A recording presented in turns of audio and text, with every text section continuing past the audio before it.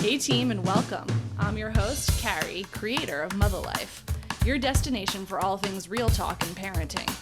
This is the IRL group chat, where we talk about the wild balancing act of pursuing careers and passions while also doing our best to show up for our kids. Join me every week as I sit down with some badass parents in my closet and we talk about their careers, kids, and relationships and all of the weird shit that comes up when you're trying to balance the seemingly impossible.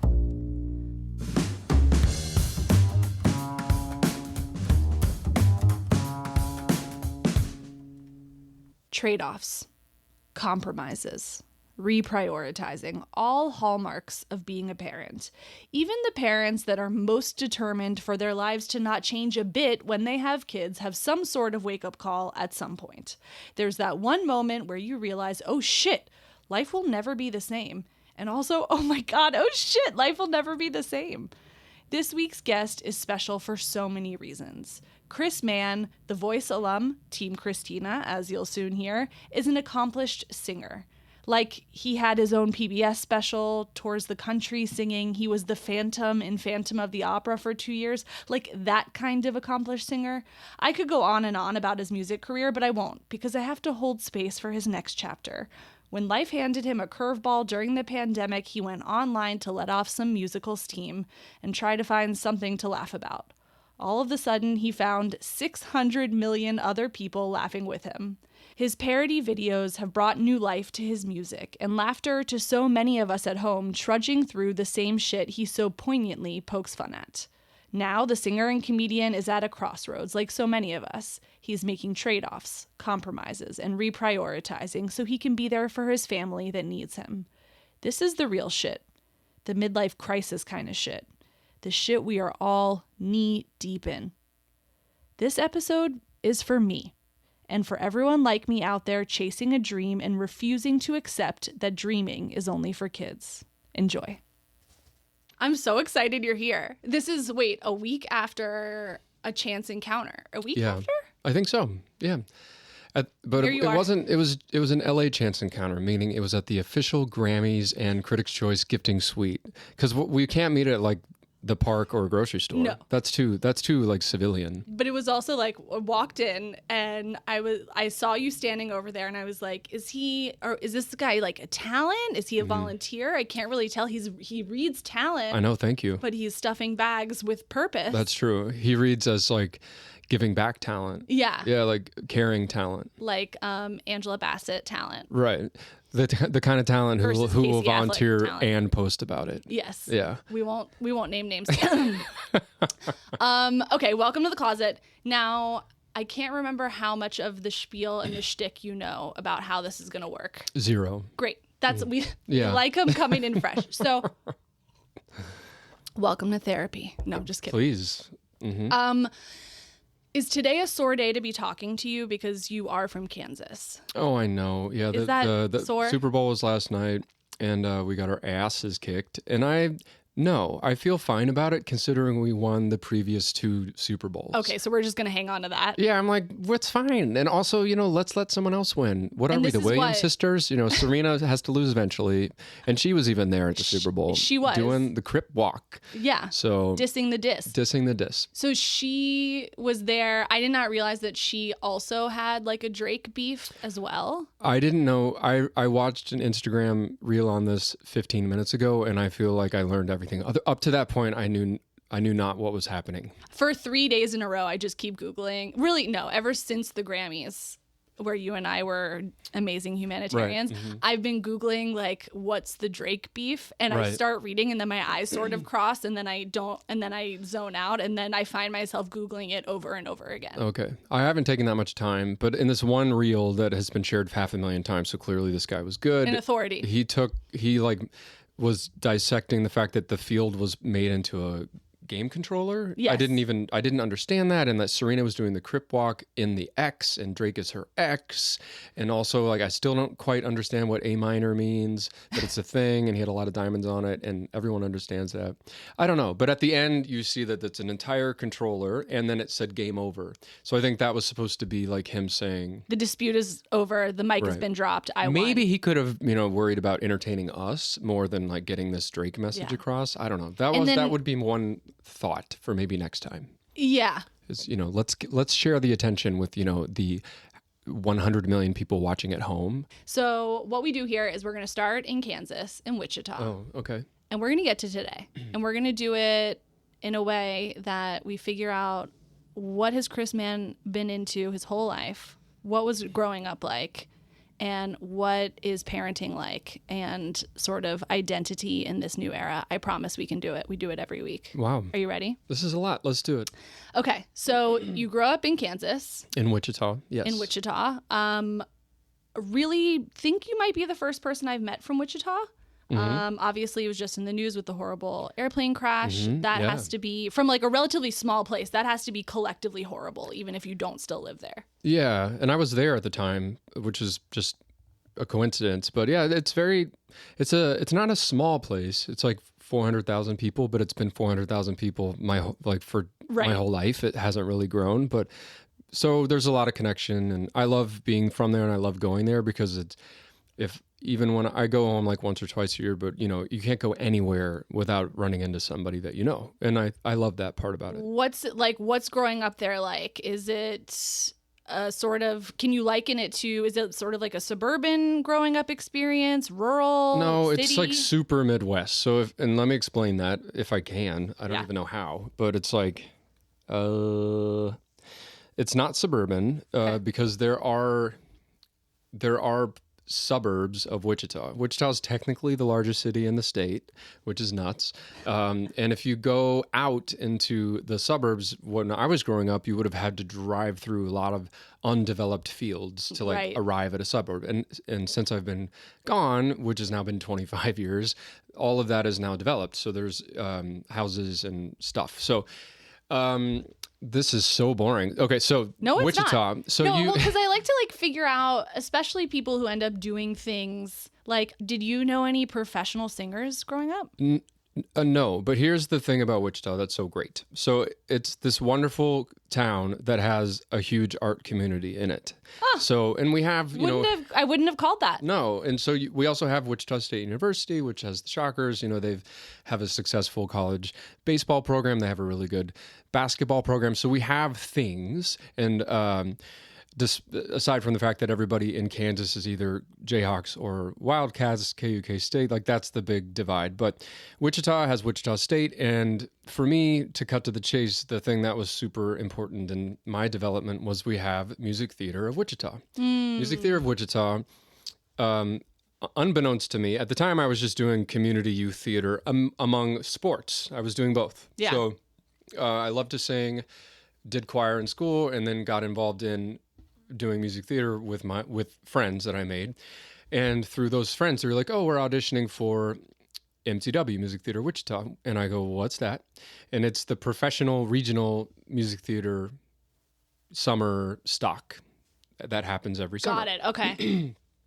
And so I auditioned, I got in as an intern, and then I did it another year as performing in the company. But now that I'm a grown-up and stuff, that's like a stepping stone for any music theater major who goes on to pursue a career. And that wasn't me. Right. But Christian Chin and with Down have all performed in Wichita for Music Theater Wichita. So everybody knows it. So it's it's very high caliber, it's wonderful, and so much nurturing goes into the young artists there, which I was one. So, but it was sort of an accident. It was an accident, right? But it was.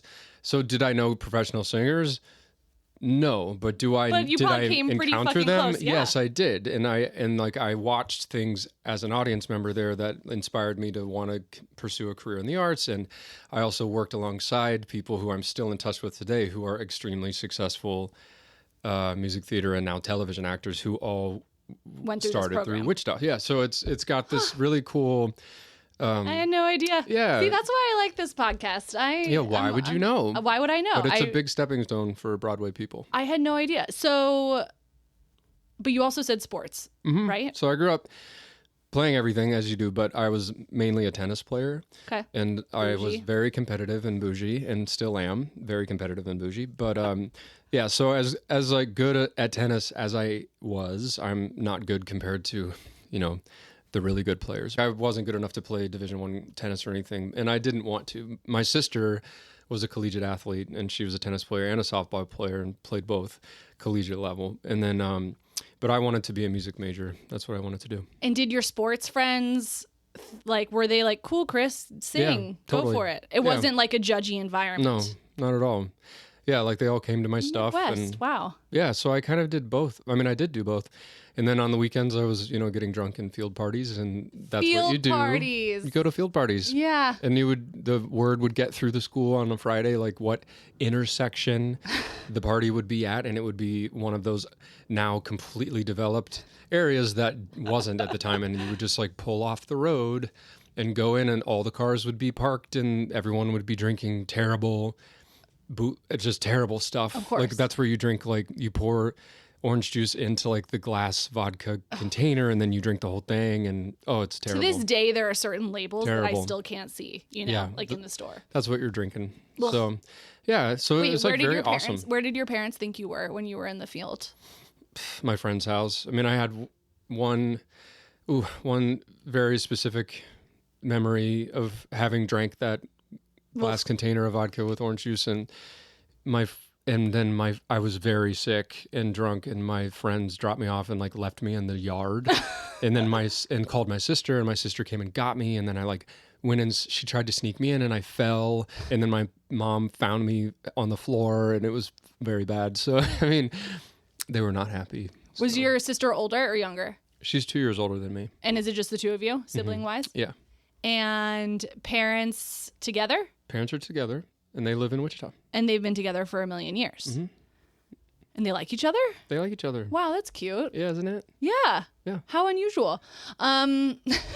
Now, you and your sister growing up, close? I mean, I know you're both into sports. Yeah, we were close. She's more of a rule follower than I am. She's a lawyer now, so the ultimate rule follower.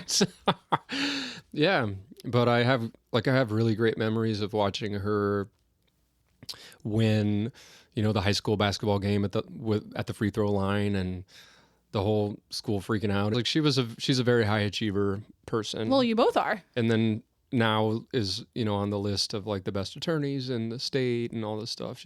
She's a total leader. What's her name? Becky. Go Shout out to Becky. Shout out Becky. Yes. Aww. So yeah, it was good. But I was always upstairs in my room, in the closet, as we are right now. How poetic. Literally in my closet, singing. Like belting. Belting and doing, like, emulating, the artists of the moment, i.e. NSYNC, i.e. Nice. Christina, i.e. Celine. The type of music that I was into at the time. Pop, pop, pop, pop. And then many years later, you went on to perform with Christina. I did. How was that like a mind-blowing moment? Yes, it was. It was super surreal to be like, I literally had your poster on the wall, and spent a lot of time with her. And when I auditioned for The Voice, they ask you who do you want to be your coach and why, and I said, I want Christina, because I want to sing the prayer with her in the finale, and that's exactly what I did. Unfucking believable. Yeah. That's so cool. Mm-hmm. Now, when you're in those situations, we're still going to go back, but we digress a lot here. In those situations, are you able to just be like, cool as a cucumber, no big deal? Or are you? No, I'm the worst. So my wife would tell you that I am the worst. So I am actually cool as a cucumber and can talk to anyone and like can totally run the I've seen you do it. Except when I'm around celebrities that I like. Then I'm such a loser, like goober, out of control, don't know what to say. And I will name drop in this closet, and we'll clean the closet up. I can't wait. So many examples of me being the worst. One big one was when I performed for President Barack Obama and Michelle Obama. Yeah, that's a good shit yourself moment. Yes, and so I was meeting them with Laura, my wife, and before this happened, we met then Vice President Joe Biden, and they do this separate. They separate them so that you can't take them both out at the same time, sure, right? Of course. So we have, I'm doing this television performance for Christmas, and so the other artists that are there are so incredible. So it's just us with a +1 to meet both of them. So in the line is Conan, me, Diana Ross, this guy Scotty McCreery, the guy Psy who sang Gangnam Style. Yeah. Him. Iconic. Oh, Demi Lovato and Megan Hilty, who's a Broadway person, and we were supposed to just like say hello and that's it. So we meet Uncle Joe, and this is before he became President Joe. But so this is like, we love this guy, and he's so sweet and so awesome. And so we're meeting him, and Laura, I can't say anything because my brain is broken. So Laura steps in and like poised control. She then says, she comes from a super democratic family. My grandmother, who's 100 years old in Florida, did the phone banks for you guys. And he goes, oh my gosh, well, let's call her and thank her. And she was like, but what?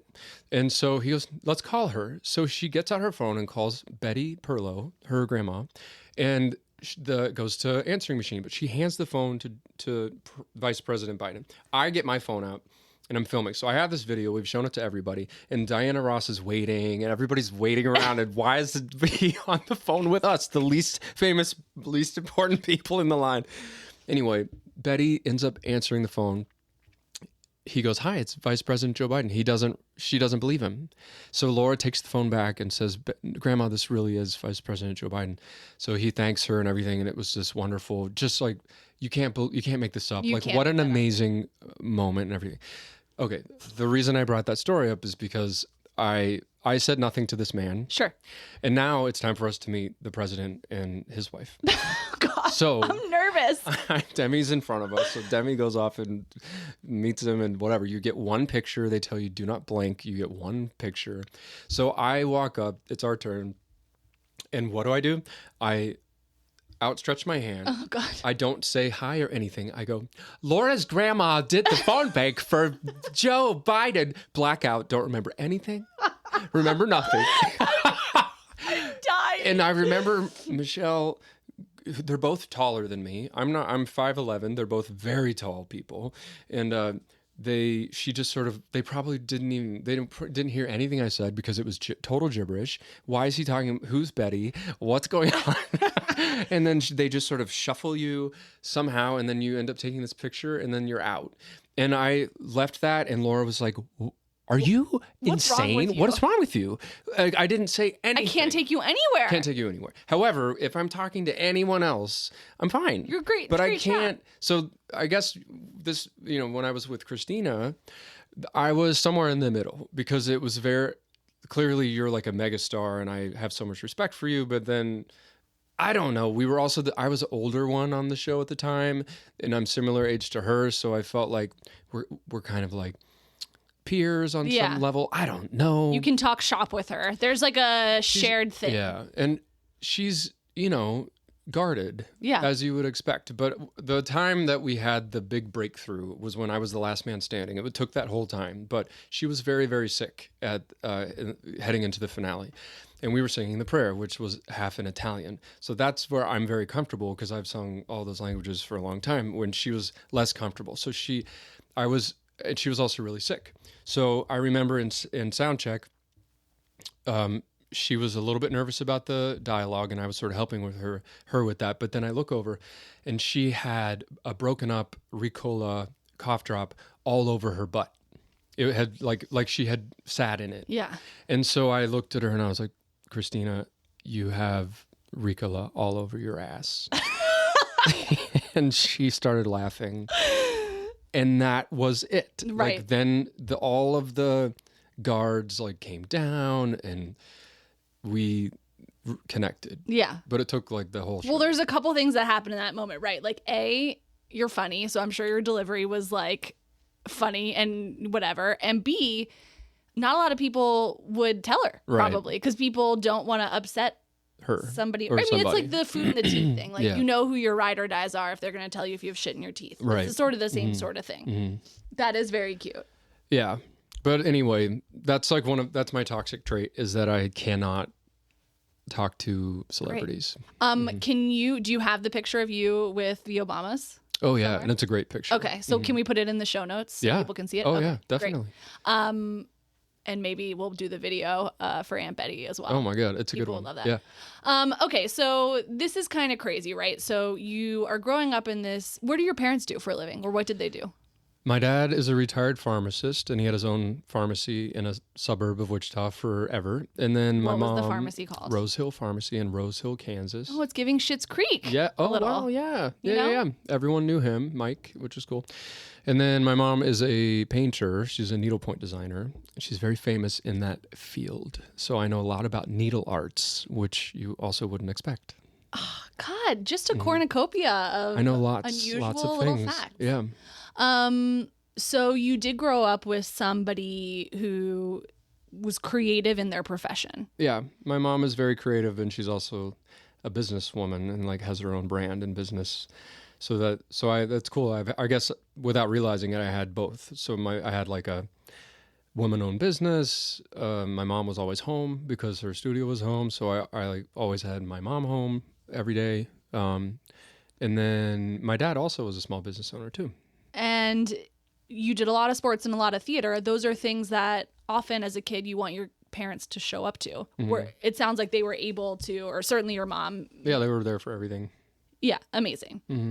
That's honestly a huge gift, because I always joke that like you don't know what you're going to do to fuck up your kids. And I feel like for some people it's like their parents were working their asses off, like grinding to make the paychecks come in, and like couldn't make it to everything. Right. And like that's the thing that stuck with the kid rather than the big picture dedication of the parents trying to provide for the family. My parents showed up for everything. And I just want to back up and just say, like, I haven't made any parenting mistakes yet. I'm so sorry. Chris Mann, perfect parent. Don't project your own Whatever shit on me. McFlurry for breakfast. We'll get there. Guess what they had for breakfast yesterday? What? Baskin Robbins. I shit you not. We might actually have to walk through, like, we're going to do like a little bit of a walkthrough of a day in the life. Yeah. We're going to get there, but we have some things to cross off the list first. So we go from this super supportive environment, parents showing up to stuff, kind of accidentally being in the right place to be creatively fostered and have this pipeline to like, it wasn't unheard of for you in your mind to be like, I could be a professional singer. No, I knew for sure I was going to.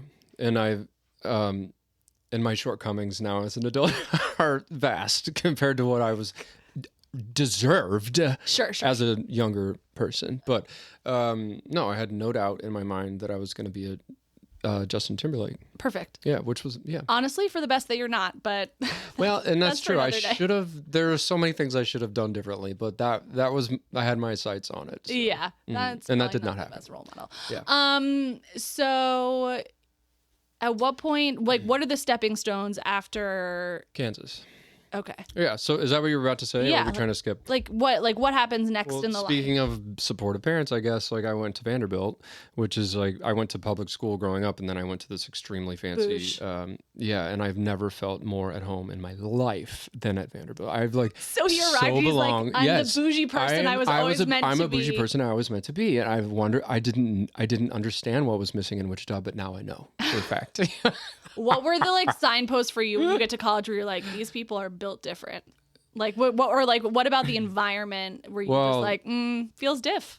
Well, it felt diff because it was all a bunch of white people, and I was a minority in my high school, so I was used to like an extremely multicultural and situation. You just loved the aggressive whiteness of it. I don't. That's why I precursed it by like, well, it's not funny, but that was the big thing. Was like, wow, there's no diversity here. There's little, and I just loved it so much, and I've never gone back. No, no, it was something I noted, and I felt weird at the beginning of the time.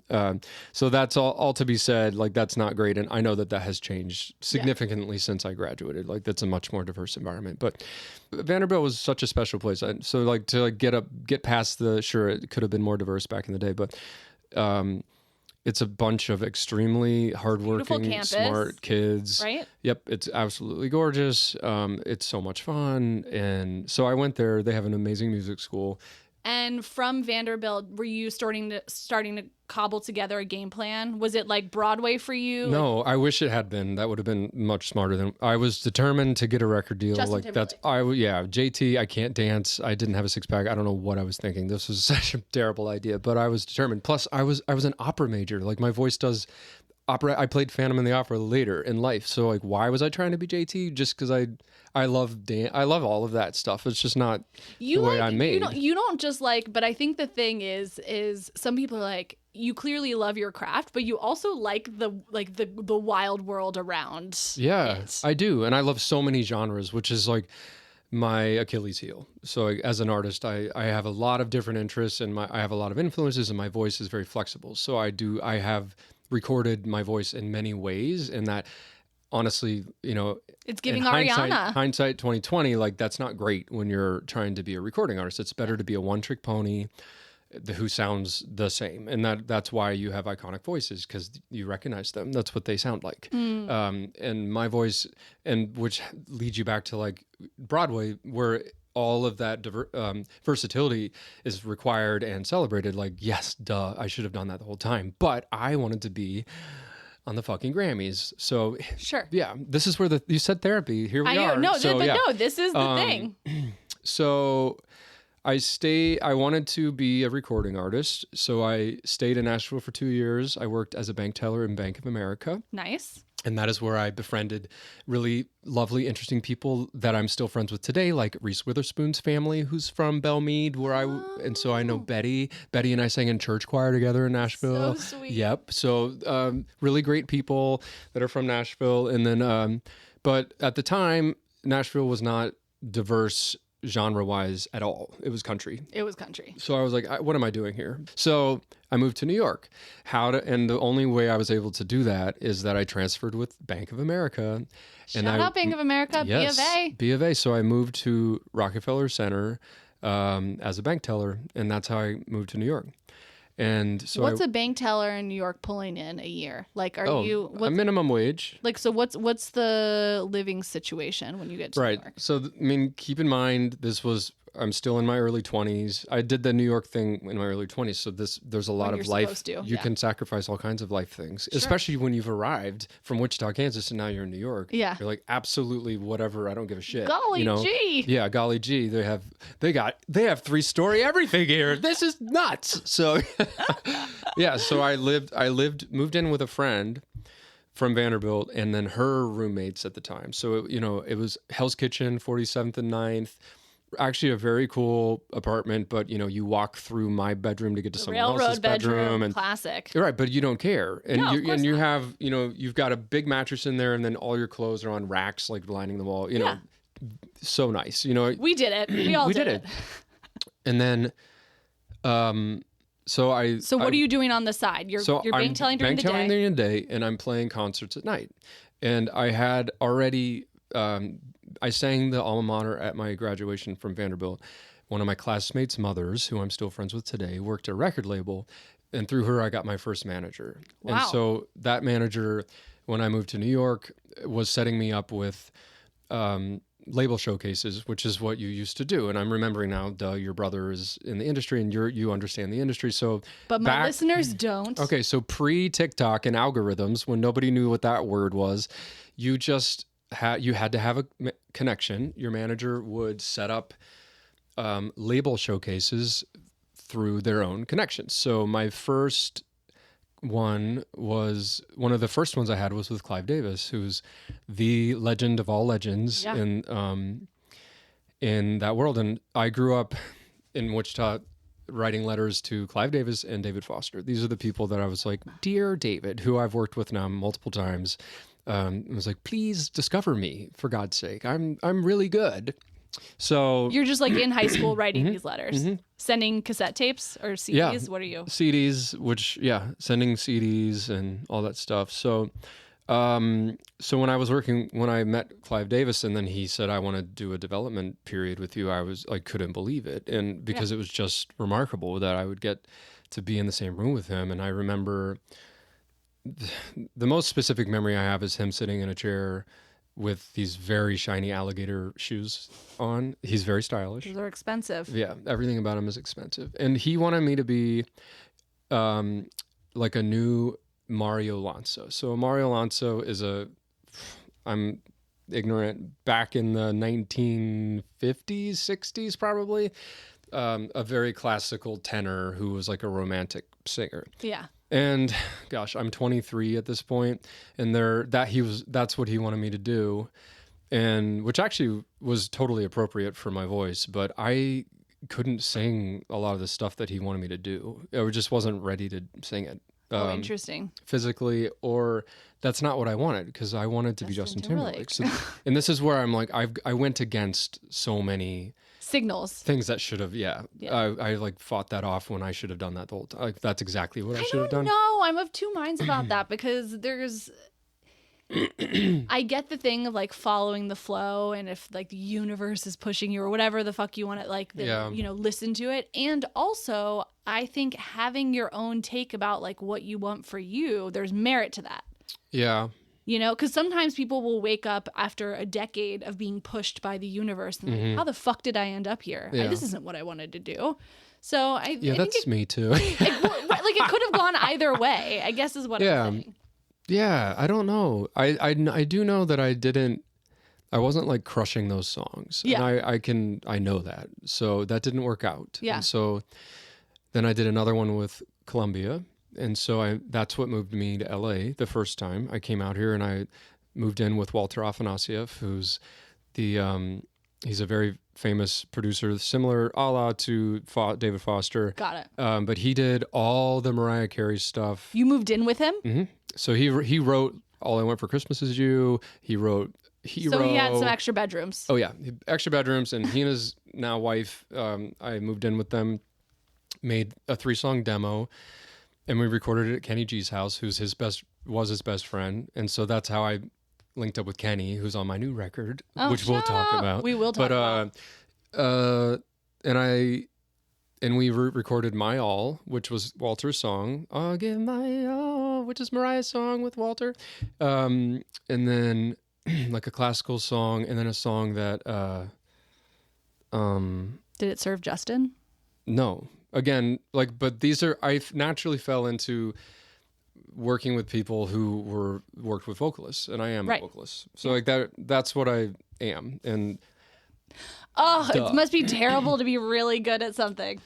Yeah, well, I appreciate that Cynthia Erivo and Ariana Grande are being lauded now, because for my entire pursuit in my prime years, the singing was not great, right? From a lot of people. Yeah, Britney Spears crushed it, big fan. She can't sing, and so the vocal fry, man. The vocal fry, and so we went through like the 90s.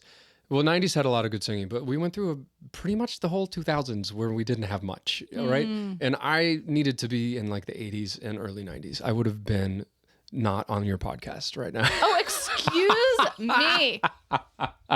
Excuse me. I would have been, put me in with like the Michael Boltons and they're all coming. Everybody's coming to the pod. Stuff. Everyone's coming. Like that's where I was supposed to be, just a little early, but a little late, I guess. Anyway, so that's how Walter became a very critical person in my LA life. That Columbia deal did not work out. And then, but I had moved here. Yeah. No, I didn't move yet. I went back to New York. I'm like, okay. Then I finally got my first deal. Wait, time out. Oh. When do you meet your wife in this timeline? Right. So I had met her, but so up the street. You met her in the first stint in New York. Yeah, and I hadn't left New York yet. Okay. I was now bi-coastal. Okay. Loving it. Loved telling everybody that I was. Yeah. The ego was large. Yeah, we love it. And so up the street was El Centro, which is a restaurant, and that's where I met Laura. And she's the bartender. She was the bartender. You chat her up. Mm-hmm. Do you is it here's my number? No, I would go in on Sundays when it was slow, and she was a music theater major, so we had a lot in common, which sounds really dorky, but we would talk about music, and I had an iPod, and we would listen to songs, and that's how we connected. So she was pursuing a Broadway career, and that's how we met. And at what point did you guys know, like, this is it? This is the relationship? Still trying to figure that out. 2 kids in, a million years later. I don't know. I remember I went home and told my roommates, I was like, well, I'm marrying her. Like I said that. I feel she like wouldn't men believe me. Figure it out first. Yeah. Yeah, she had a boyfriend at the time, and I invited her to the Met. This is so New York and such a nerdy music nerd, chat. So I invited her to the Met. I got sick. I canceled. She thought I was like ghosting her. And then she canceled on me on something, but really she was breaking up with her boyfriend, and then we got together. I don't know. And did you guys know, I mean, you're both trying to pursue this really hard thing. Yeah. We're still very naive and blinders on. Right. You're early 20s. Total optimism, yeah. Did you know that at some point in your life story, beyond just the career stuff, that you wanted to be parents? I mean, Or did you just assume everybody? I just assumed everybody was a parent all the time. Yeah, but it never even, at this point in life, this wasn't even on my radar of consciousness because it was all about me. Is it not anymore?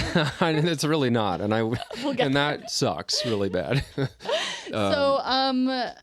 So you're here, you record this demo. So I go back to New York, and then I come back to LA, and now I'm doing a Warner Brothers showcase. Lo and behold, they make an offer. Oh my God, I got my first record deal offer.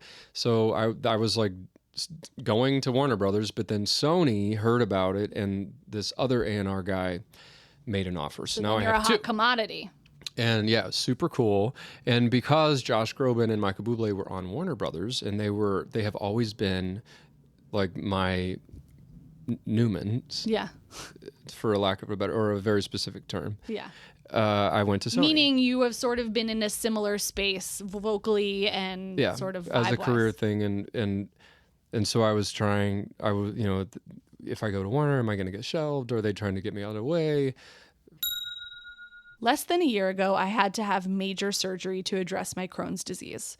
Since surgery, I have overhauled how I live and how I eat. I focus mainly on protein, eating whole foods, and mainly the Mediterranean diet. I lift weights several times a week, and I'm trying to manage my stress. But part of the success of this overhaul has been that I still allow myself to eat delicious things that aren't strictly on the plan. It feels more sustainable that way. As a consequence, I've become very picky about the type of sweet treats I indulge in. I want them to be delicious, made with high-quality ingredients and finite. If it's more than 3 bites, it's not really serving me anymore. Enter Rose Macaroons. This mother-founded business is truly the ideal 3-bite treat for me to enjoy some sweetness and feel fully satisfied after eating just one. If you're a fan of coconut, this deeply satisfying treat is just for you. Head to rosemax.com for 20% off with code MOTHER20. I'll put this in the show notes along with founder Audrey Rose's wonderful Mother Life episode. Regular listeners to the pod will know I love to talk about the real stuff. And for many listeners, that real stuff is our aging bodies, our postpartum bodies. I've always marveled at my friends who just go commando in their leggings without a care in the world. I have a lot of questions for them, mainly around laundry. My body just isn't built like that, and turns out most women's bodies aren't. Between unpredictable discharge, you know I love to talk about discharge, and the risk of UTIs, there's a lot telling us that underwear is actually extremely useful. While underwear might be helpful, it's not always the vibe. Skimpies was invented by a fellow mother who wanted to live life in her leggings without panty lines, without UTIs. Skimpies is a liner for your leggings that won't budge when you're working out, running to catch a bus, or just doing the unending amount of squats we all do all day long, picking stuff up from the floor. Head to skimpies.com to learn more and snag yourself a monthly subscription. If part of the motherhood journey is about reclaiming some confidence, some sexy in your body, let Skimpies help. Head to the show notes for more info, including a link to the founder of Skimpies, Bette Bentley's Mother Life episode. Use the discount code MOTHER20 to get 20% off your purchase. You know what one of my husband's biggest complaints is? He hates how I organize, or don't organize, the kid shit, especially the diaper bag. He claims that if he knew where to easily find stuff, he'd use it more and, by proxy, take the kids out more on his own. Well, game on, sir. Get your own bag. The Gojo Backpack by Silverback Supply Company is the move. Designed by a dad who was also sick of his wife's diaper bag shenanigans, it's the perfect bag for living life with a baby. It's got a padded sleeve for your laptop or tablet, bungees to secure that blankie or stuffy, a built-in changing pad, and more. I know the tradition is that you buy a cutesy diaper bag for new moms at the baby shower. But what if we flipped the script, started buying gear for the dads, set the tone that they're equals in this thing right from the get-go? If you've got a dad to young kids, a dad that's expecting, or really any parent that's into minimalist, modern design and needs to lug some kid shit around, hit them with something different. Go to silverbacksupplyco.com and use discount code MUTHA, MUTHA, for 20% off and free shipping and handling. I'll put a link in the show notes. All of that probably never would have happened, but so I go to Sony thinking like, all right, well, I'll be their version of that and I won't have them to compete with. Yeah. So I've moved to LA, moved back in with Walter and Katie. Great. And God bless these people. I know. And make this beautiful record. It's part written by me, part covers. We did a full orchestra session at Capitol Studio B, and then Studio A was Barbra Streisand. And I remember going to the bathroom as much as possible in hopes I would run into her, and I did. And I remember the hallways are very tight, and so I had to like scooch past her, and I think our butts touched. And so I remember that, like touching her butt with my butt. You got a lot of butt stories, you know. What was my other butt story? Christina Aguilera. Christina's butt. Yeah. See, that's what I should be looking out for. Like the signs are the butt. Look for the butts. I'm only going to look at butts from now on. But as it happens, I was in San Francisco at iTunes doing a showcase with Sony's big releases of the year, and it was me, Casey Elephant, Imogene Heap, and a couple other people. And I found out after I walked off stage that everyone had been fired and I was being dropped. Fuck. Mm-hmm. And so I did this crazy scenario. I had a press event in New York at a club that was, again, to set up the release of my album. And so it already existed. And it turned into like a Sing for Your Life situation. Fuck. So the entire label came, including the president, which I believe was Rob Stringer. So fuck you. And you're not invited on the pod. I can say this now that I don't care. Yeah, and you're not invited. A long time ago. Don't think you're coming to the closet. Yeah. So, and I had to sing, and that was to determine if I was going to be kept and if my album was going to come out. And on my very first song, the sound went out. Fuck. Which, of course, just comical. Has nothing to do with me. Yeah, but it's like a vibe Oh thing. my God. The vibe was killed. It was over, and then I got dropped. So I went into what I call the 72 hours of darkness, which involved lots of substance. Only 72 hours? That feels 72 hours. That feels resilient. Yeah, thank you. And on the third day, we were in Central Park, my friends and I, drinking, just so hungover from the previous. And we ran out of booze, and I was so depressed, and I was like, I'll go get it. So I went by myself and like walked across Central Park and physically ran into Clive Davis on the street, because that happens to people, right? And he was like, hi. And I said, hi. And he goes, how are you? I go, well, I was under, John Ingracia at Sony. And he knew exactly what that meant because he had just been fired. And he goes, well, bring your record up to my office. And this really happened. I can't believe this happened. So we set in a meeting, and I went up and played him this record. And it didn't go anywhere. Sure. But it got me back like on the saddle. Yeah. And I was like, this doesn't happen to everybody. You don't just run in. Clive Davis doesn't just invite you up to his office.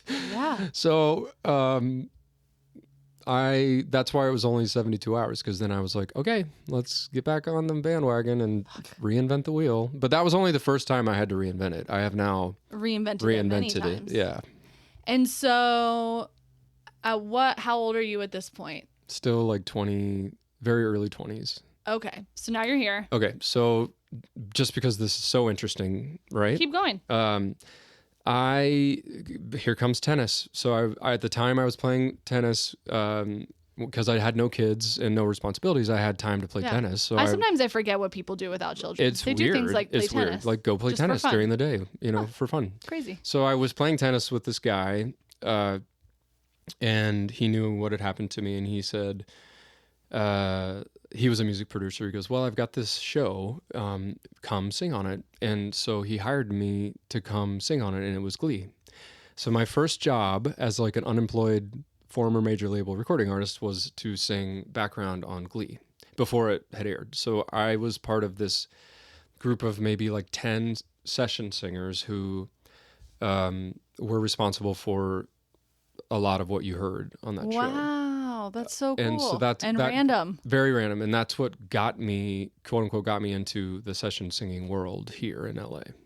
Now, talk more about what is a session singer. Yeah, so a session singer is a hired professional singer who sings on projects largely here on television, or movie scores or backgrounds on things that you might not even realize you're hearing, but there's a 40-person choir happening behind there, and it's typically, or in the best case scenario, it's through the union, through SAG.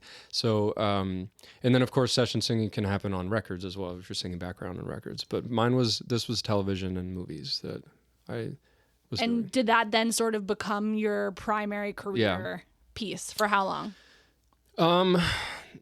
5 years. And of course I totally didn't appreciate it at all because I had just been this like major label solo artist. I was my ego and all the things. And I was like, what am I singing backup for? Like, this is bullshit. And now I would kill for those jobs. Now it's, if you're listening to this, he would kill for those jobs. Oh, please. I'll do it. DM us.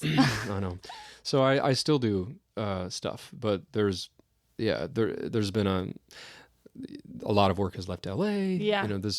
That's again boring shop talk, but a lot of work has left here, and then there's been regime changes and people have come up, and for me, like the thing that has been sort of like the good and bad thing is that I've always had a career out of my own, and so a lot of people think I'm unavailable, or they think I'm gone, or they think I won't do it, or they think, so I constantly have to re-educate people and say like, I will do anything. Yeah, I am actually whatever sort of hoe you need me to be. And I am a big hoe, like the biggest. So yeah, like all the things, reach arounds. I've said I will do them, especially in 2025.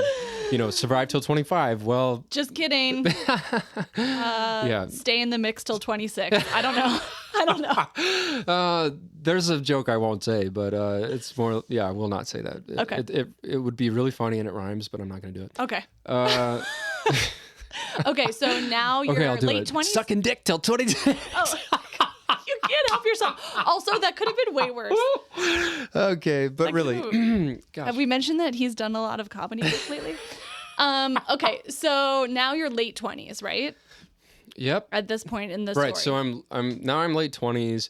At the same time, The Voice season 1 happened. I auditioned, didn't get on, and then here comes The Voice season 2. I auditioned, was trying to be a little bit smarter about it, so I went in and I wore a suit and I sang Josh Groban songs and was like, I'm Josh Groban, and didn't get on. And I found out I didn't get on while I was singing on the Smurfs movie. Like I got an email at that session and was like, oh, okay, well I didn't get on this one either. So then they called back and were like, never mind, can you basically come right on the blind auditions? We changed our mind. And so I skipped all of this rigmarole with the network and like went straight on to blinds. And Mark Burnett, who's the producer of that show, came up to me on the soundstage and introduced himself because I was a latecomer, and he was like, oh, I'm so glad you're here. I don't know if they're going to turn around for you, but I'm so glad you're here.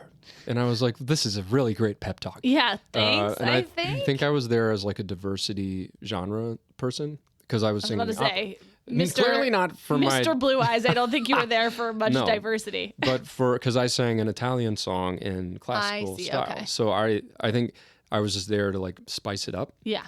And then CeeLo and Christina turned around, and then I basically won the show. Like it was a total accident. And I would have won the show. I did win the show in many ways. I got 4th place. They changed the way the show works, but for the first couple seasons, each coach had a last man standing, and then from that is the placing. So I got 4th, but Christina and Adam Levine were having like a very vicious fight on air, and everyone hated her. And it was very unfair. It was very, very unfair. But they're all choking on those words now, Adam Levine fans.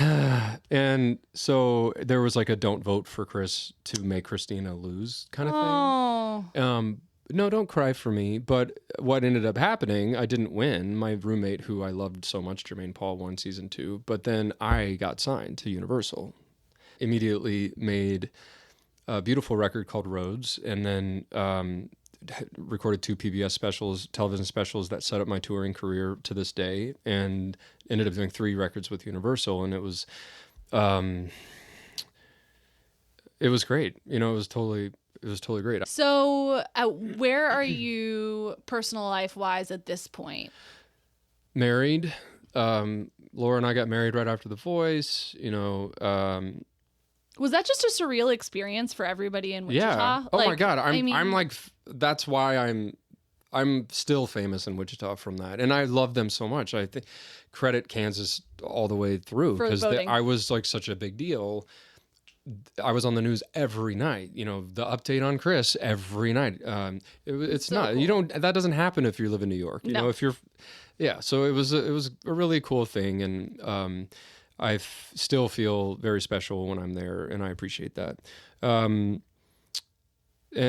so you guys are going through this process. You get married after The Voice is done. It was, as much as I think The Voice totally sucks in terms of how they don't support anybody who who comes off that show. Yeah. Because it's all about their coaches. They literally don't give a shit about the people that win, the people that are actually out there doing things. There's plenty of people that are doing great stuff out there from the show, as opposed to Idol, who always threw fuel on their fires over there. So it's unfortunate. Aside from that, it was a dream. Yeah. Like, the show was the biggest show in the world. I was on the premiere of season 2. It aired after the Super Bowl. Like, it was crazy. Yeah. You cannot make this stuff up. No. And then and the excitement, if you guys ever have the opportunity to go to a live taping of that show, it's so fun. The energy's through the roof, and the production value is so high, and it really is so exciting. And you're living in a bubble when you're in there, and you're like constantly being interviewed by press, and you're on these huge stages. It's what you always wanted. Oh my God, it's like, it's a dream. It's a total dream. But then there's a little bit of a crash landing when you leave that bubble. You leave the bubble. Luckily for me, I went, and that's right after that was when I had my Joe Biden story that I told you. Like, I went off and like had a nice flight. Yeah. You know? Yeah. And then crashed. But you didn't crash, Chris. Okay, so you leave. You did not crash. You bounced. So you get married. Yeah. At what point are you guys talking about having kids? Oh, right. This is a parenting podcast. Well, it's kind of both, right? Because what's interesting about your profession, and especially the way that it played out, is for you to make money, you must go tour and sell tickets to things, which is hard if you're also having children. Yeah. So we didn't have, this was still in 2012, and our first child was born in 2017. So we still had 5 years, and it was still hard though, because you're in order to have kids, you have to like have a functioning marriage. Sure. Right? I was gone a lot, but it was all very exciting, and we didn't have kids. It didn't matter. But then, still before I had kids, but when it really mattered, is we had bought our house here in LA, and then I booked Phantom of the Opera, and that was going to take me out for a year. And this was like a massive inflection point for us, because we were remodeling this house. We had no kitchen counters. And then I was like, oh, by the way, I'm leaving. Fuck. So it was not great. Yeah. But then I went out, and that was like a whole different chapter, was doing Phantom of the Opera. So I did it for 2 years. But the second year, my wife, who was a music theater major, she got cast. Oh, so then the second year she came with me. That's amazing. And it was much, different. And then she ended up staying on 6 months after. So, okay, parenting, here we come. So I'm out. I've left because I'm like, I loved this show. I can't do it anymore. I did 700 performances, and I can't do anymore.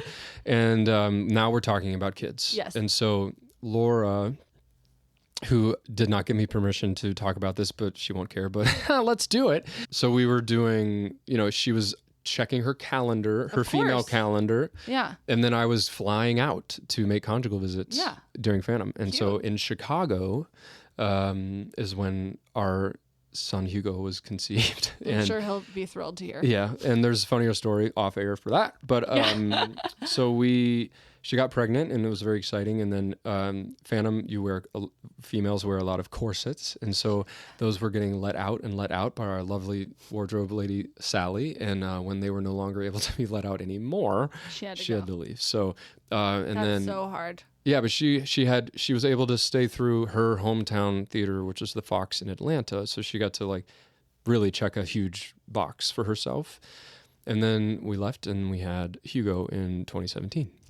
Now for her, obviously you can go fuck off and sing and whatever. She's however many months pregnant and a performer. That kind of really changes things for her. Was there ever any tension that you got to continue life as usual and she had to kind of make an ultimate sacrifice? I mean, she may have not felt like that. Everybody feels differently, but it's very complicated when you have two performers in a relationship. There's so many feelings and individual dreams and individual disappointments and that like compound. And I'm talking about myself, you know, it's hard. And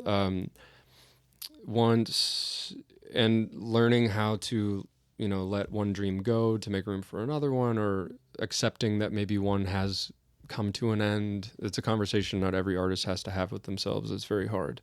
Yeah. So both of us were kind of like a bit fried. So when I was finishing Phantom, I was also studying for the GMAT. Yeah. And so ridiculous because I have no business doing that, but I have like photos of me in my full latex Phantom face with the GMAT study guide being like, I'm just learning some algebra, you know, because I'm going to business school when I get out of here, why? And then, but Laura's version of that, she's certified yogi. She's very into holistic health. So her thing came probably through a history of migraines and then getting acupuncture.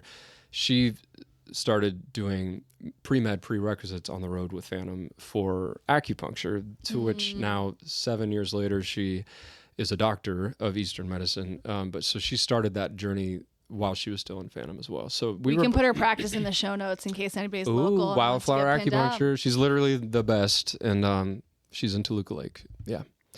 So we were both kind of she made her decision. Everybody's thinking about what's the plan B here. What's plan B? And it was hard for her, but she now has her own business and she's like thriving so hard, where I still am, you know, I'm an artist and I have like very logical life thoughts all the time. But then I also perform, and then I'm like, no, this is like, because it's a drug, right? I mean, you're like mainlining all of the things that you care about and like getting the feedback from other people. I imagine that's like, you just want another hit. You do, but this is where finally 1 hour and 55 seconds in. We're gonna end it. They won't know. That like kids have totally changed what that drug means to me. Like there's a lot of reasons why, but I have 2 kids now. So we have a 7 and a 4-year-old. And so there's a lot of responsibility that is now divided up, and attention. And I guess the good thing is that we want to do that, and we do that. So as opposed to other people who might still try to just be like, well, this is still my time. Like, this is all about me. That's not how we are. And I guess that's good, but it's definitely good. So by giving all of our attention to them, and neither of them were easy babies, lots of colic and no sleep. And we have horrible sleep in our house. And so like nothing about it has been quote unquote easy or straightforward. Then my dreams or whatever get pushed down on the list. And I don't say that in like a victim way. It's just the reality of parenting. Like reprioritization. Yeah, you're reprioritizing and making sure that everyone's taken care of. And then I was supporting Laura while she was getting her doctorate. And so I took over a lot more responsibilities at home while she was doing class. And so just naturally, and then I also was in this period where I didn't have a lot going on. Yeah. And so then it, again, like compounded, and then I kind of would always wonder, like, what do I want? What am I doing? Yeah.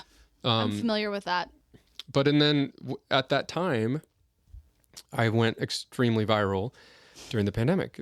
Whoopsies, we went viral. Oops, we went viral, 600 million views by complete accident, and then I became a comedian. I feel like there's a little bit of a theme. It's like, I ran into Clive Davis. It was an accident. No, Christina had candy on her butt. It was an accident. Whoopsies, I'm funny. It was an accident. I'm waiting for my next accident, please. Whoopsies. I hope it's me falling down your stairs and waiting suing for you. a whoopsies. And then I'll just be like, oh, thank God. Just money and I can quit. Yeah, no, I know. And we had this lovely dinner yesterday, or lunch, with another couple, and there was a lot of like metaphysical talk happening, mainly between the three of them. But I have a very strong power of manifestation, and but I have to find like my footing again to like ask for it, because for my entire life I was so blindly optimistic, and then of course over the years, as all of us do in our own way, that gets chipped away and hardened and all that stuff. And so like, if I had to say honestly today, I'm like, I don't feel comfortable asking for, all these special things when I have so many other things that I know need to be done. But interesting. Yeah, that's just like something that I need to figure out, because I could definitely use some manifestation right now. Meaning you are trying to figure out what the ask is? Yeah, I have asks, and I would love for those asks to be delivered. Yeah. It would be a lot easier than just like floating along and not asking for them. Yeah. But what's stopping you from asking? Well, I feel like I think there's a number of things. I think one is that there's so many, one of my kids requires a lot of extra attention. And then we have, the business, and my dad isn't very well, life. I see. So it's like you feel like you can't ask for stuff for you right now because your broader ecosystem needs so much. It does. That's hard. Mm-hmm. But I feel like it doesn't work that way. Like I should probably make space for that. And just do it anyway. I kind of think so. I actually think that the more that you're feeding your good wolf, inside you, the good one, the more space gets created. It's like when you have a second kid and you're pregnant, or your wife's pregnant, and you're like, how could I possibly love this next kid as much as I love this one? Right. And then that one shows up and you're like, oh wait, I mean, maybe not immediately, but eventually you're like, I love you so much. And I actually love you more, first kid, in like some new way. Right. And so I think positive stuff can multiply. And also when you're getting the stuff that you need, solutions will then start to present themselves, right? No, it's a really lovely example, actually. There's not a shortage of love. Like the abundance of it arrives without asking. Yeah. So, and there's not a shortage of problem solving. I mean, if there's one thing that parents are like incredible at, it's problem solving. Mm-hmm. And so it's like, there was a job that I was considering doing that would have had me commuting to Arizona 3 days a week. Oh, no. And we were really considering it. And my husband was like, you have to fucking go for it. Like, go see what it's like. Imagine what your life would be like. Go try it out. Pursue it. Because if this is really the right thing, then we will figure it out. Yeah. Like the solutions will come. Luckily, I got there and I was like, this is not the right thing. Sure. But it's like, kids deserve to see their parents doing the things that the parents are supposed to be doing for themselves. You know what's interesting? So Hugo, my 7-year-old, he tells me a lot, because he sees me on YouTube and he knows that I go out and do shows. So he'll tell me, he'll be like, Dad, you're a famous singer. And I'll be like, well, I'm like, not really. He's like, no, you are a famous singer. And he says that stuff to me out of nowhere every once in a while, and I'll be like, oh, thank you for reminding me that I am a singer, period. Yes. Because I pretty much like go through my day as like just a typical You're not dad. Like singing at the checkout of the grocery store? Nope. And I don't sing at home that much because both kids hate it when I sing. But more importantly, I'm just giving them all of my time. Right. And I think probably this happens. I mean, it doesn't happen to everybody, and it shouldn't. But like you lose your identity a lot as a parent, and so and when you come from being in a field where it's required to like be the center of attention constantly. And like every time I had a disappointment, it was like, okay, I had my 3 days and now I'm going to be I'm going to back and I'm going to smile and I'm going to be the guy you want to hire and you love me. Nobody gosh. likes a bad time. Whoa, yeah. Nobody likes a bad time. But that's much harder for me to do now than it was. Now I'm like based in reality. You have pivoted for the time being, which is not forever, but you are doing these sort of really funny parodies. You're doing the comedy thing on the internet. Right. Do you feel like you can be a little bit more aggro in that space? Because comedians are famously a little bit more. It definitely. So when I went, doing these videos has been very liberating, because before that I was Poor Man's Josh Groban and Phantom of the Opera. So I was very like the romantic dramatic singer. Yes. And so I wasn't funny or edgy or anything, even though I was as a person, but that's not who I was as a persona. And so then literally overnight I was singing about toilet paper and went viral. So it became like, oh, he's like toilet paper humor. And then it went downhill from there. And so it totally fucked my image in a way that was wonderful and also very confusing. Right. Because my mom would call and be like, but you're an opera singer. And the LA Times does a whole profile about how I'm Weird Al. Right. And it was very weird. Al. And so, but I was also like, this is great. You know, I feel like I'm being myself. I feel like I'm using my brain because I'm writing all these lyrics. I feel very sharp. I'm connecting with people. Yeah. You know, up to this point, I've been on 2 major labels. I'm writing my own music. Am I connecting with people? No, not compared to this. Yeah. So I'm going, okay, Chris, like look at the proofs in the pudding. Like this is something real and you're saying something that people connect to, and that's so fun. And you don't have like 100 label people or a producer or other people doing it with you or for you or telling you no or any of it. It was literally did it in my bathroom. It was no big deal on my phone. So, but it did, you know, I have all these Instagram followers, half of whom know me as a singer, half of whom had no idea I sang. So it's like, how do you even talk to these people? How does the algorithm understand who you are? Because now the algorithm is the only thing that matters. Fuck, that's so fucked up. Yeah. So if I post a video of me being funny versus me singing, the algorithm does make a choice, and it does not favor my music. It favors the comedy. So it basically has like buried my legitimate music side on the internet. That is so interesting. And so that was also very hard for me to grapple with, being like, who am I? Yeah. What am I doing?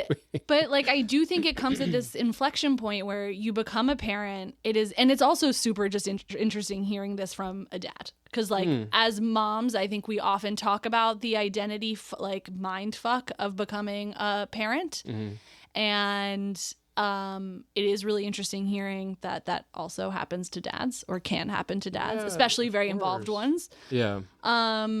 And also you're talking about this other thing, which is just, and I went through the same thing of like, you know, Miss PhD, whatever, I have to be serious. I have to be seen to be serious. I have to be this kind of person, but you've met me. I'm not that person, or I'm not only that person. Mm-hmm, mm-hmm. And it took me a really long time to be like, oh, I can be funny and I can say bad words and I can talk about, and it doesn't make me less smart. It doesn't make you less of a good singer because you also happen to be funny. Right. But how then do you monetize that and have a life? I don't know. That is the great question. Yeah. So my answer to that, everyone, was I want my own variety show, because then I can sing, do skits, do comedy, do interviews, like bring back the Dean Martin show minus the alcoholism and the rape. You know, then it'd be perfect for today. And that would be my dream job, because then I would flex all my muscles and stuff. But no, the identity crisis is real, especially when you hit 40. I think 40, they don't write this in the book. I'm 39 today, Chris. So. Oh my God, it's your birthday. Why have you waited so long to remind me? I'm working in my older years. I'm being very demure. So, exactly. Anyway, be quiet. Yeah, so as I was saying, happy birthday! Thank you. Wait, so as 40, because you're ahead of me. I'm 39 today. Yeah, it's all going to hell. I know. This is your last year. Yeah. Good luck. Enjoy it while it lasts. I honestly don't care about aging. in the sense Great. of like, you know, we've got the grays, whatever, as long as like I'm broadly healthy and my family likes me ish. Right. Okay. And you're able still to regulate your body temperature hormonally, which That kind of went to shit. Like we're done. We're done with that. Like for Hate right to now, break it to you, but I'm not a doctor. But I'm sweating it's and my coming. toes are freezing right now. Yeah. Okay. Identity. Yeah. Right. 40, which is what brought it up. Nobody tells you in any book or in any chat that like 40s are really hard. And because your parents are getting to a certain age and then your own friends, stuff happens to your own peers. Yeah. At that point in life, Yeah. so many things happen to people.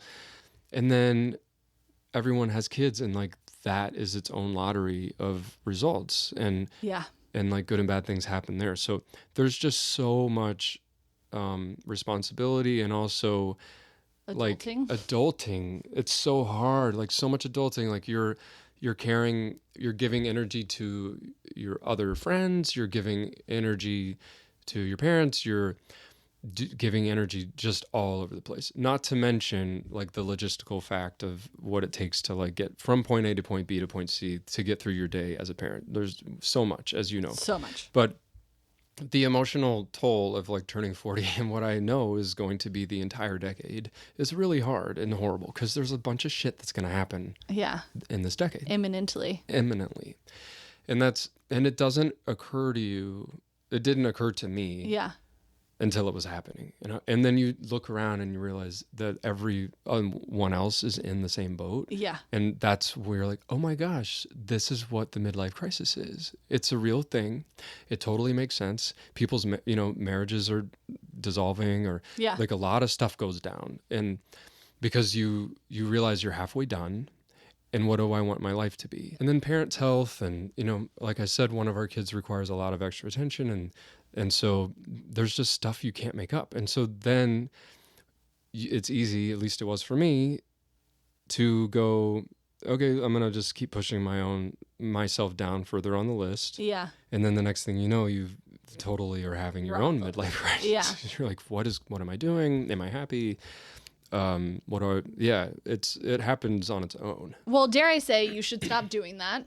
Obviously, Chris. I'm just being very honest here on your podcast. I know, but I really appreciate it. But as somebody who thinks you're great on so many levels, I don't think that it's good for you or for your family. I think no. After this, we're going to have some coffee chats. We're going to have some lunch chats. Yeah, definitely. Well, what I did is we, I suppose, again, no permission whatsoever to disclose, but we did a psilocybin plant journey together. Yes. Do you know how many of these have come up really? on the pod? It's because you have a bunch of midlife crisis people on your podcast. It's come on the pod. I mean, in part because I have this book, How to Change Your Mind, written by Michael Pollan, which is all about psilocybin and like the science behind it.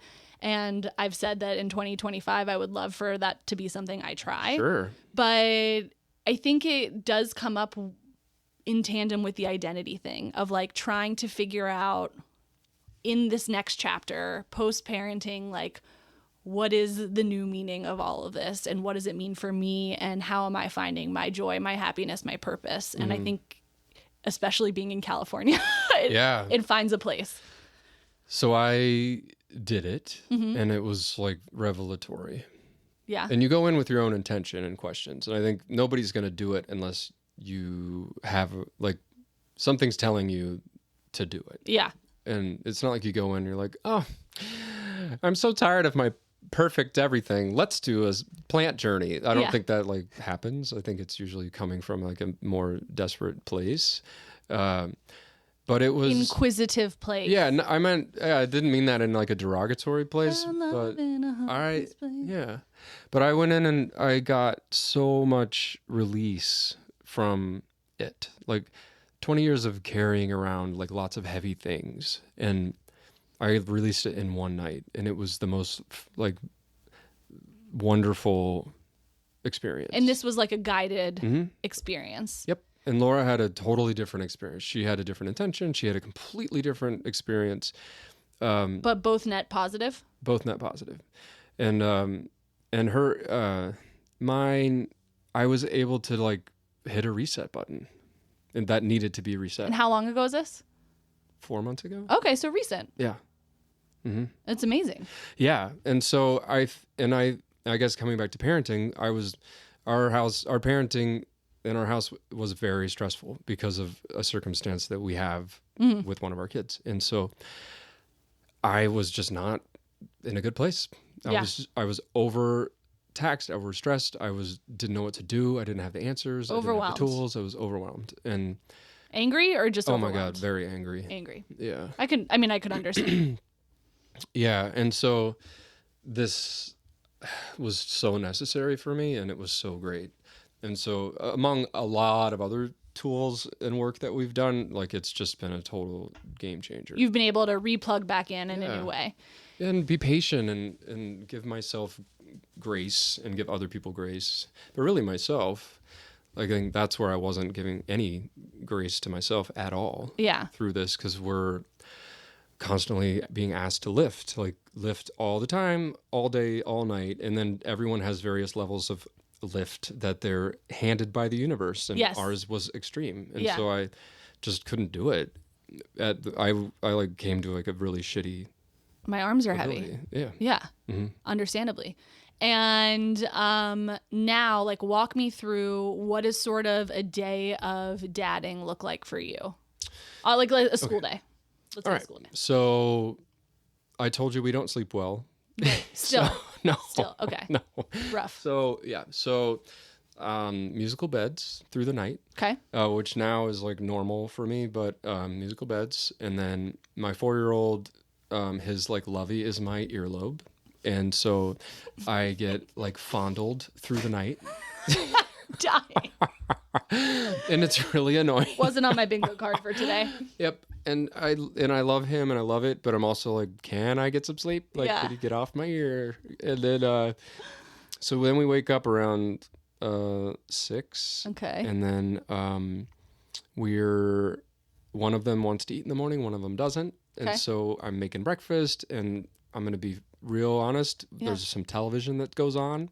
Real honest. You're talking about my child watches 45 minutes of television every single morning because I need to have coffee. I need to deal with the other one, and I need to make lunches. All the things. There's no shame in television. Sorry. Absolutely not. Not in this closet. So we have a little of that. And then I have 2 school drop-offs. Laura has 8 a.m. patients, so I do all the drop-offs. So I take the elementary school kid to his elementary school. And then I take the preschooler to preschool, and then my day starts around like 9:30. And depending on how successful those school drop-offs were, because we don't always have successful school drop-offs, then I start drinking or I don't at 9:30.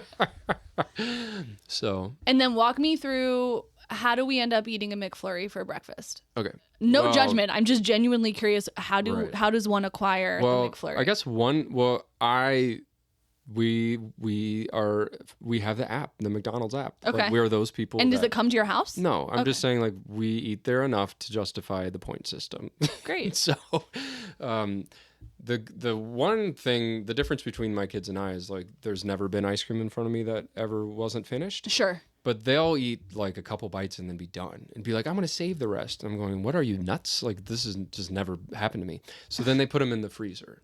So we have leftover Baskin-Robbins, and we have leftover McFlurry. Okay. And so sometimes in the morning, if it's like 6:30 and I'm still not awake and we're cranky or something, and they're like, I want a McFlurry. I'm like, get it. I don't give a shit. Yeah. Eat your McFlurry. But what's interesting about that is, like, maybe that's sort of whatever, this is not a fetishized thing, is where, like, every kid is obviously different, but there is this whole philosophy, if you don't treat things like they're special or, reward food, then kids are less obsessed with them.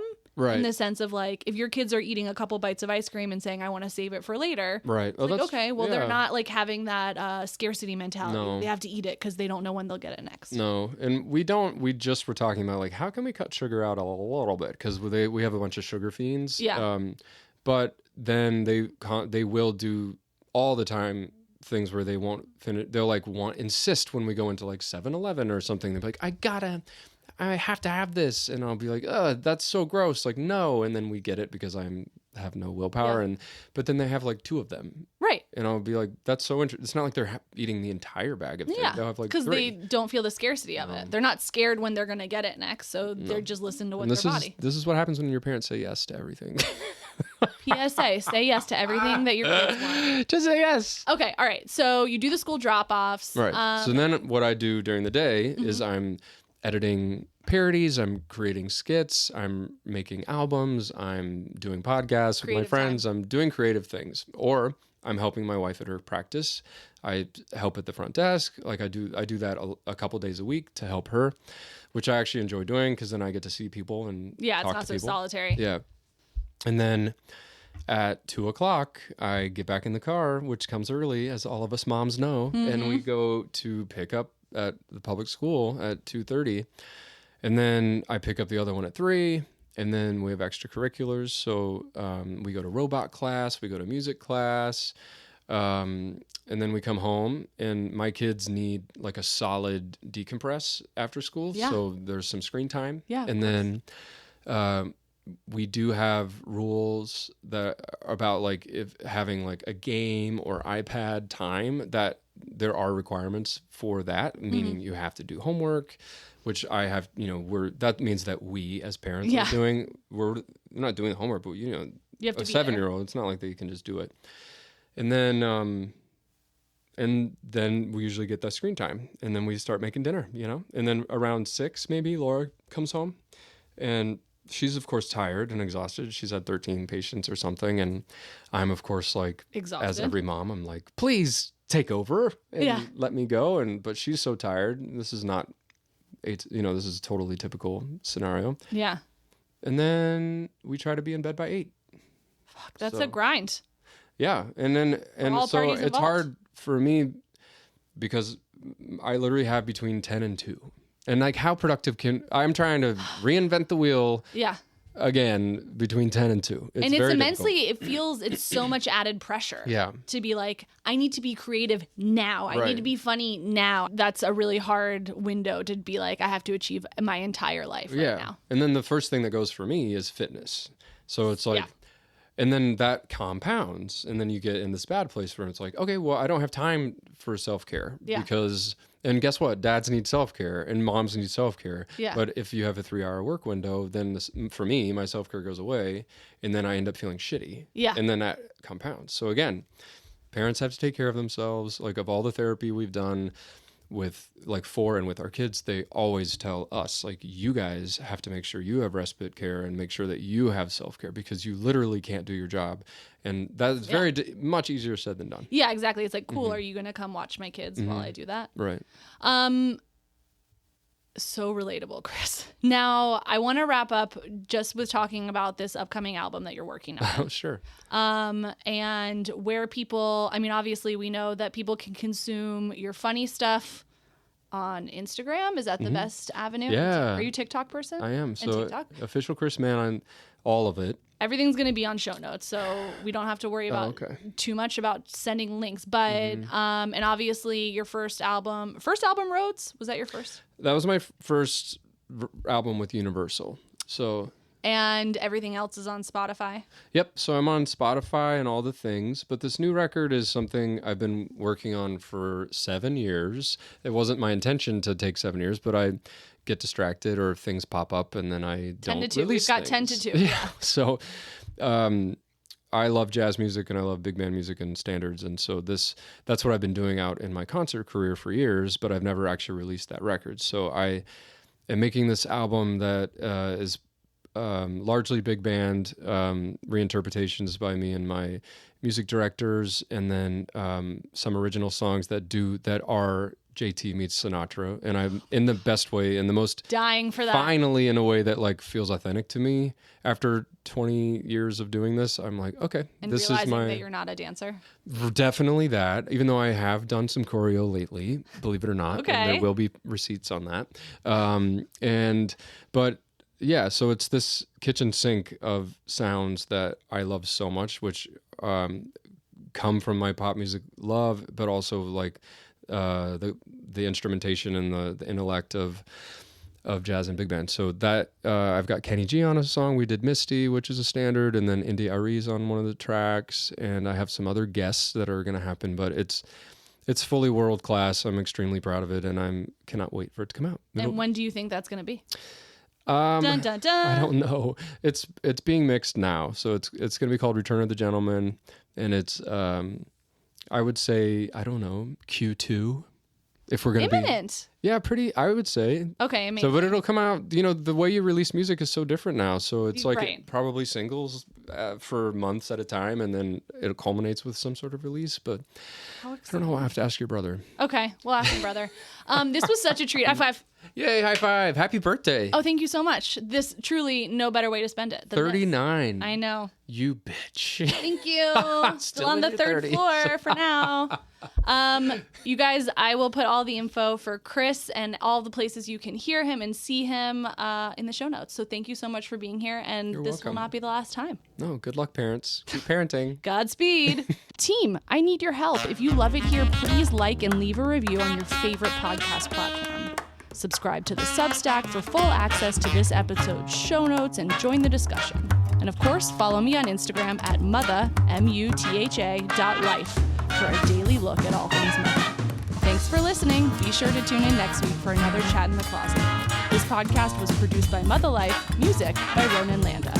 See you next time.